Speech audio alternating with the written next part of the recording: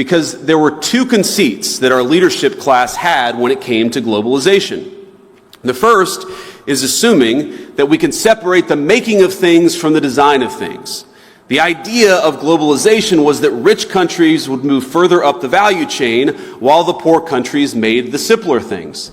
You would open an iPhone box and it would say designed in Cupertino, California. Now the implication, of course, is that it would be manufactured in Shenzhen or somewhere else. And yeah, some people might lose their jobs in manufacturing, but they could learn to design, or to use a very popular phrase, learn to code.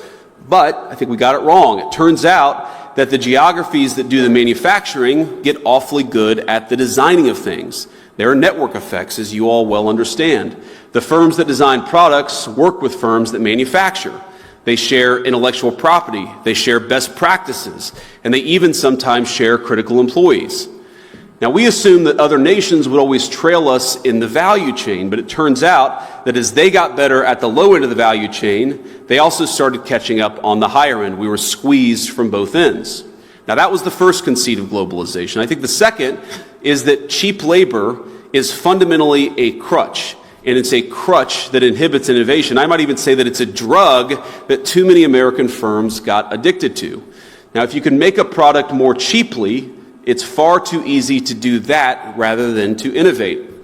And whether we were offshoring factories to cheap labor economies or importing cheap labor through our immigration system, cheap labor became the drug of Western economies. And I'd say that if you look in nearly every country from Canada to the UK that imported large amounts of cheap labor, you've seen productivity stagnate. I don't think that's not a total happenstance. I think that the connection is very direct. Now, one of the debates you hear on the minimum wage, for instance, is that increases in the minimum wage force firms to automate. So a higher wage at McDonald's means more kiosks. And whatever your views on the wisdom of the minimum wage, I'm not going to comment on that here. Companies innovating in the absence of cheap labor is a good thing. I think most of you are not worried about getting cheaper and cheaper labor. You're worried about innovating, about building new things, about the old formulation of technology is doing more with less. You guys are all trying to do more with less every single day.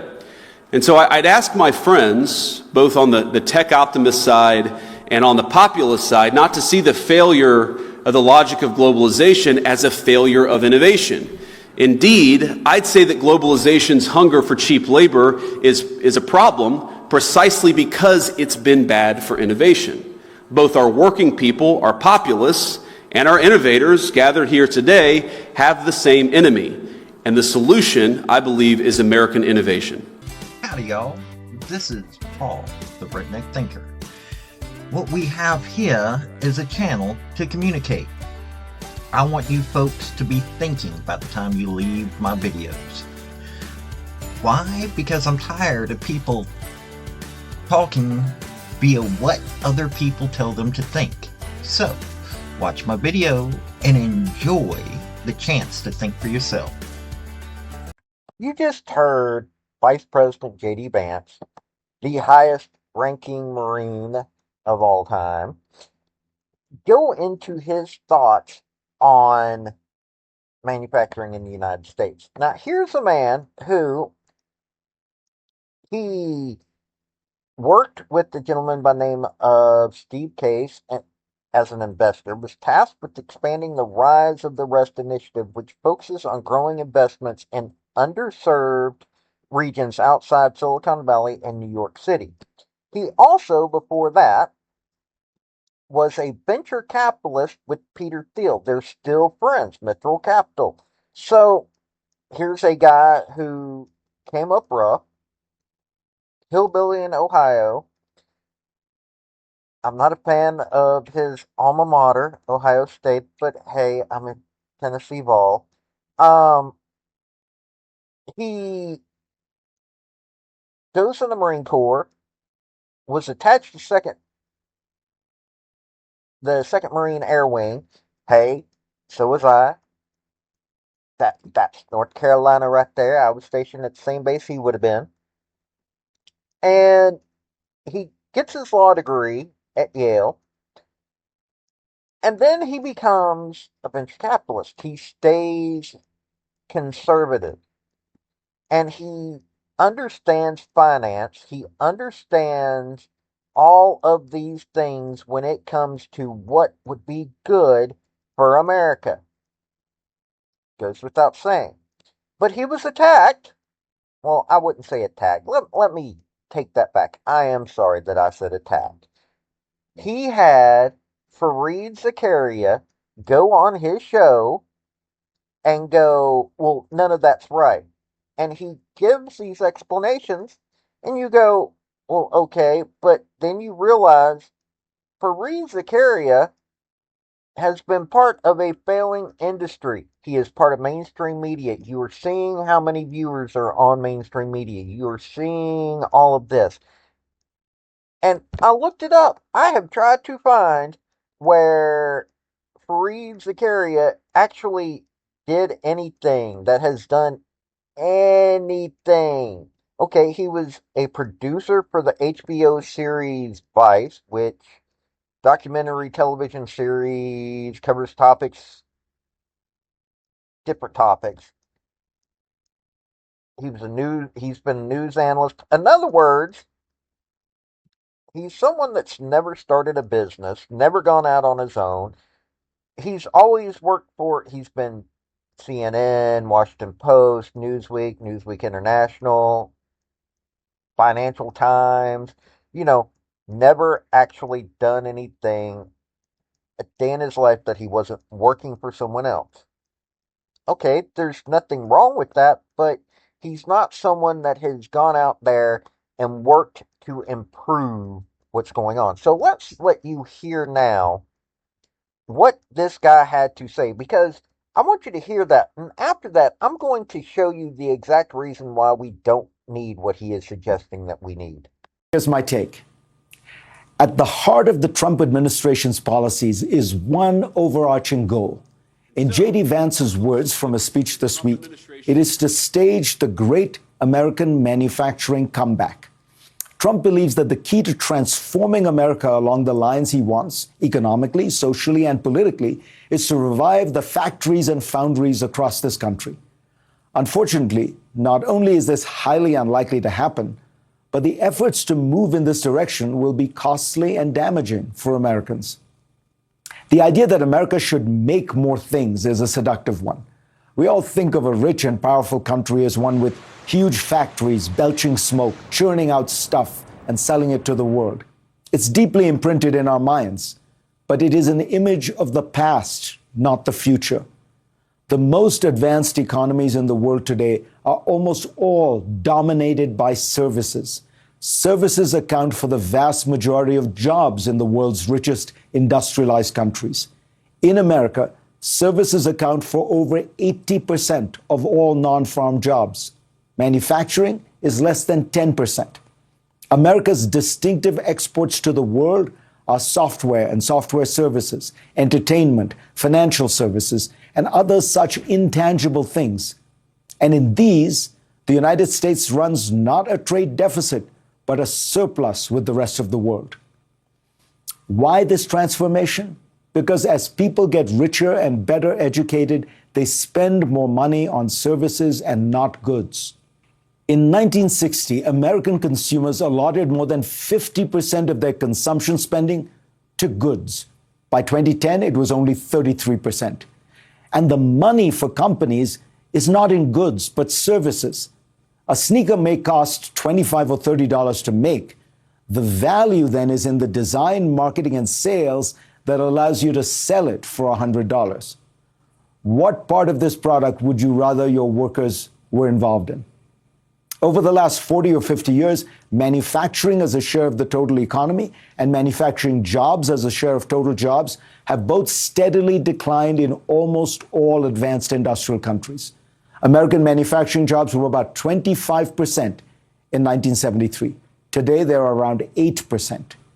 You see very similar declines in the UK, Canada, and even places that were traditionally manufacturing strongholds like Germany, France, and Japan. Japan is particularly important as a case study because it did pretty much everything that Donald Trump wishes that America had done over the last 60 years. It shielded its domestic market from foreign goods through high tariffs and other barriers. The government pursued aggressive industrial policy. Society venerated manufacturing, and the educational system prized technical skills and shop work. And yet, manufacturing declined steadily in Japan. It's actually not right to say "and yet." One could easily make the case that many Japanese industries declined because of these policies. Government bureaucrats favored certain sectors, like VHS tape recorders and Walkman-style audio players, and missed the technological shifts that rendered them obsolete. Huge levels of corruption within the ruling elites ensured that firms were favored for political reasons. Most important, the tariffs and other barriers kept Japanese companies shielded from competition. Those decisions and others led Japan, far from dominating the world economically, as Donald Trump had warned about in the 1980s, to enter into a decades-long stagnation that it has barely now emerged from. Countries like Japan and Germany that tried hard to boost their manufacturing sectors, and countries like France and Italy that protected their workers through tight labor laws, all saw their manufacturing decline. But they also missed out on the growing service sector that now dominates the world. Germany, the world's third largest economy, has almost no great companies in the digital world, unless you count one over 50-year-old second-tier software firm, SAP. America was more open and thus more innovative. As the head of the WTO, Ngozi Okonjo-Iweala, has said, America has quietly become the dominant player in the service economy, generating $1 trillion of services that it exports. She points out that professional and business service jobs pay an average of $43.60 per hour in the US, compared to just $34.83 for the average manufacturing job. So forget the misty nostalgia about manufacturing. The hard reality is that services is the fastest growing sector in the world economy, generating higher profits and good jobs. The effort to revive manufacturing via protectionism is an effort to defy basic economics. In a free market, people and countries are forced to specialize, moving to those things they can do best. I quoted J.D. Vance earlier from a speech he gave at the American Dynamism Summit. In it, he explained that the Trump administration would use tariffs to protect domestic industries, but he promised them lots of tax breaks and government support to innovate. But the long history of capitalism tells us that countries and companies don't innovate because of tax credits and depreciation.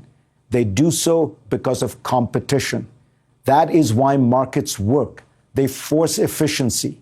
If you shield American companies and workers from competition, you will get not dynamism, but stagnation. Go to cnn.com/Fareed for a link to my Washington Post column this week, and let's get started. So you heard what Mr. Zakaria had to say. And no, I am not saying his name because it's foreign sounding. That's his last name. Hey, the man came to this country. He made something of himself. I will grant him that. He made something of himself. I have no problems with that. He's done quite well. But I don't think that his stance on things, after listening to what J.D. Vance actually had to say, and that's only a little over 3 minutes, that is how powerful. Those 3 minutes, in my opinion, are the 3 minutes that showed that for 6 minutes of Fareed Zakaria's commentary, how it isn't disproved by Fareed Zakaria. So, here's something else. I want you to watch this video. Now, this comes from 2012, and it's at the beginning of a crisis that we had for several years, which is Chinese drywall. And they also mention the toys that were sent into this country that poison children. I want you to remember this every time that you're hearing these people attack that we don't need manufacturing. So here we go. It started with a whiff of sulfur here and there in homes lining this brand new subdivision in Boynton Beach, Florida. It smells like somebody lit a lot of matches. It's a good description. Yeah, there's a lot of people that say it smells like rotten eggs, but to us it's more of a gas smell to it. Wow, we meet with Goofy today? And then one day, Kathy Foster and Drew Ronke started to realize that whatever it was eating away at their $700,000 plus house from the inside out. What was the first thing you noticed? Our air conditioner coils turned black. We had them replaced, and within 3 months, they were black again. Kathy and Drew weren't the only ones. In the last few weeks, word has started spreading through the cul-de-sacs of their development, Cobblestone Creek. We had heard from a friend who had some issues with his kids who were becoming sick, and he had notified us that, have we ever heard of a Chinese drywall?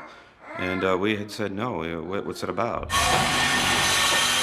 Chinese drywall, wallboard imported from China during the height of the housing boom, much of which appears to be tainted. It was coming in just about the time Jared and Cheryl Bookman built their house. How you doing? How are the Chinese drywall screen? To find out if they had it, the Bookmans called Howard Ursum, a home inspector who's now devoted his business to looking for Chinese drywall.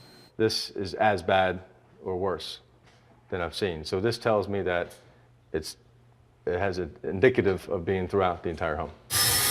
The EPA now says the drywall it's tested so far is tainted with sulfur. This is the original coil, and you can definitely tell it's definitely got the coating of the copper sulfide and copper oxide. These things are starting to tarnish. That sulfur is what's leaching into the air of potentially tens of thousands of homes built in this country during the last 8 years.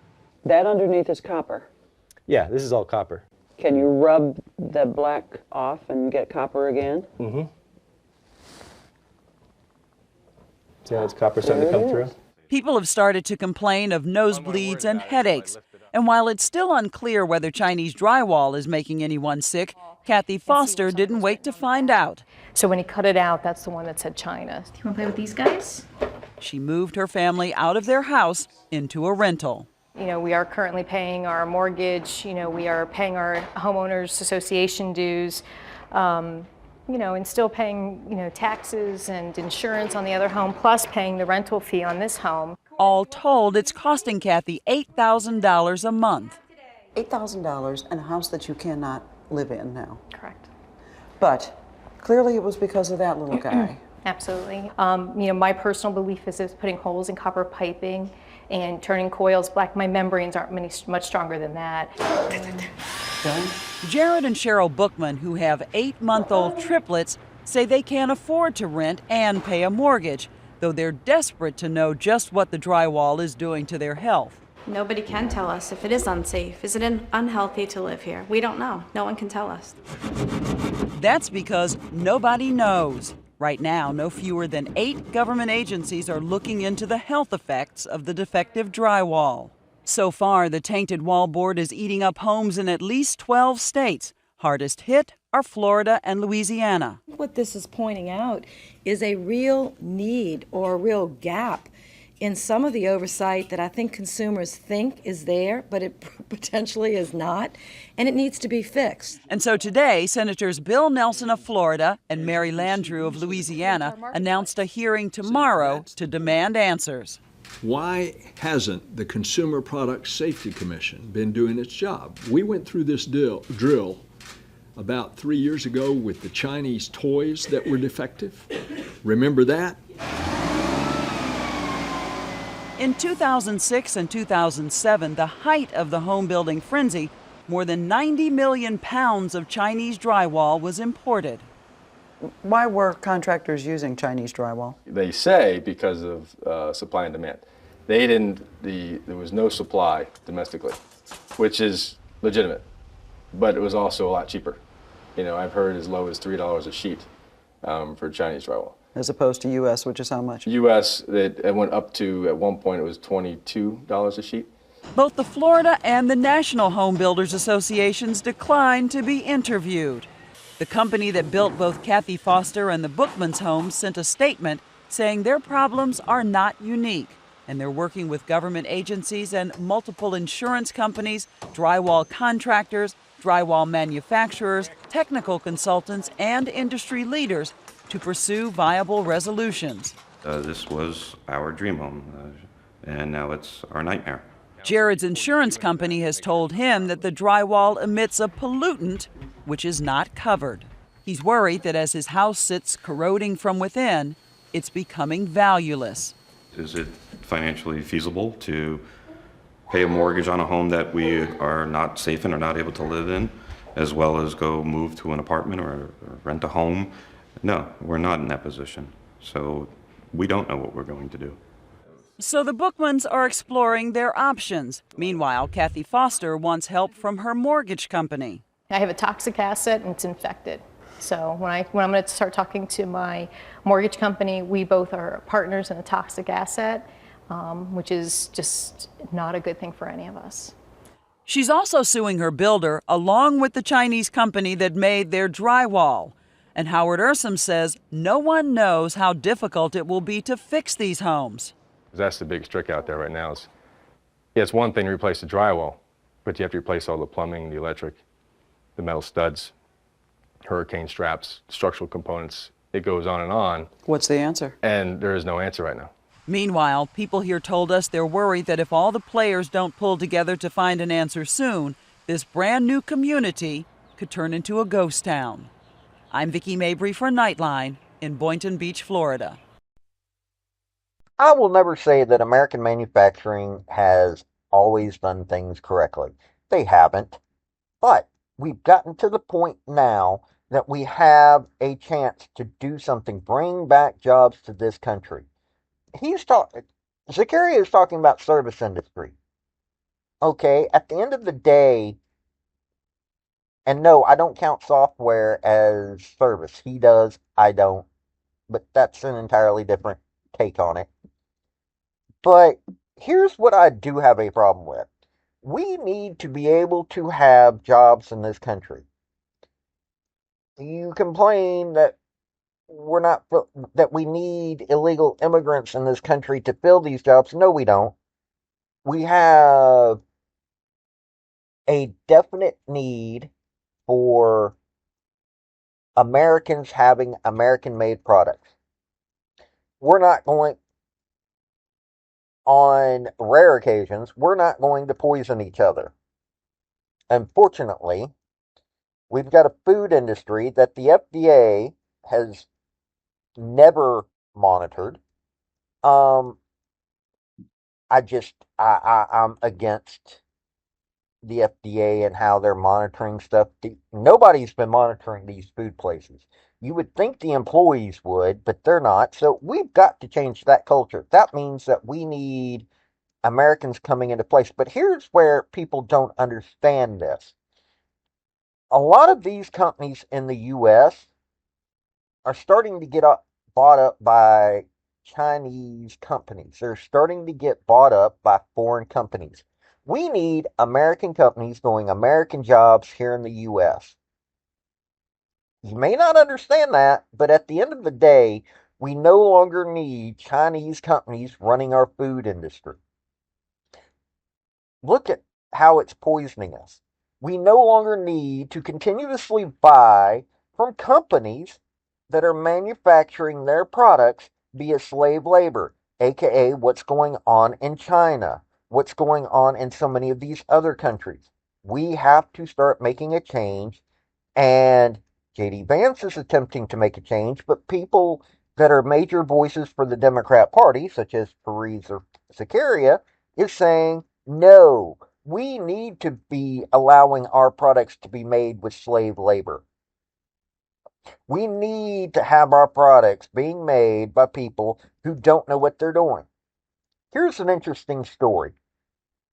I rarely share this one. John Deere. I don't know how many of you know John Deere.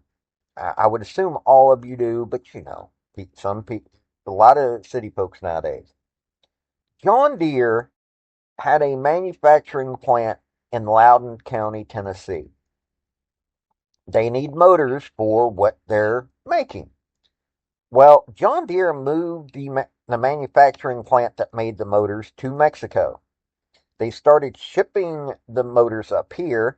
Well, it turned out that they went from having some high quality motors to having motors that were garbage when they did that. The Mexican motors were coming up here, and I knew people that worked at the John Deere plant. They were having to spend more time fixing the motors than they were actually doing any other part of the job. Seriously, it was taking them so long to do these things. So you tell me, is that good for the U.S. economy? Is that good for American manufacturing? No, because guess what? They started shutting down plants because they were spending so much money to fix their mistakes that they had to shut down plants. That is what J.D. Vance is fighting against. This has been Paul, the Redneck Thinker. Y'all have a good day now. Bye. So, folks, that's the story that I wanted to bring you on this video. And I just wanted to say thank you again for coming by. Hit like, subscribe, comment, all that fun stuff if you don't mind. Help me out. So, y'all have a good day now.